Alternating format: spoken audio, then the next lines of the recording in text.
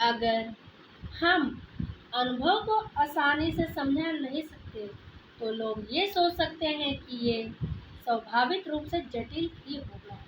पर अक्सर अनुभव को समझाने की कोशिश ही कठिन होती है, ना कि अनुभव। इसके बजाय कि असली में क्या हुआ, उसकी एक स्पष्ट और पूरी तस्वीर दिखाई जाए। कभी कभी हम केवल क्या हुआ उसकी एक झलक पेश कर पाते हैं, और कभी कभी अनुभव जानने लायक तो होता है पर व्यक्त करने लायक नहीं होता है। यहाँ इस बारे में कवि रूमी द्वारा लिखी कुछ पंक्तियाँ। कोई भी वे स्पर्श है जिससे हम अपनी पूरी जिंदगी चाहते हैं।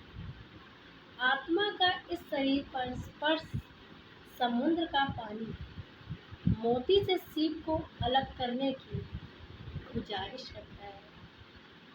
कुमुद का फूल पूरी तरह से उत्साहित होकर किसी पागल प्रेमी को पाने की चाहत रखता है।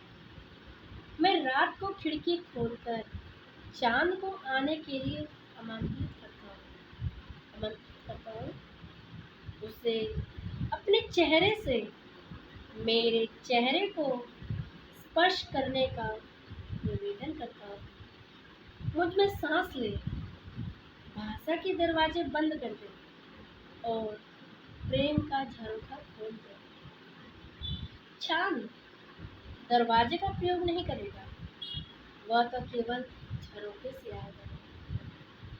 आगे है, जब मैं अपने देहरादून वाले घर के उस बगीचे में गया तो मैं ये नहीं सोच रहा था कि अब मुझे एक अद्भुत अनुभव होगा।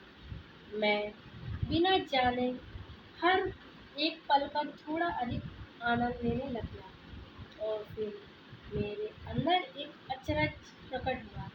ये सरल था और मैंने इसे होने दिया। मेरा झरोखा खुला हुआ था। ऐसा भी एक समय होता है जब लोग बगीचे में जाते हैं, उन्हें दृश्य और खुशबू मोहित कर लेते हैं। वे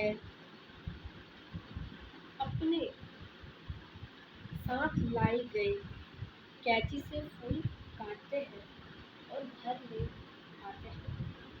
मैंने ऐसा किया है। अपने घर के अंदर उस बगीचे का थोड़ा सा रंग और खुशबू ले आना अच्छा लगता है।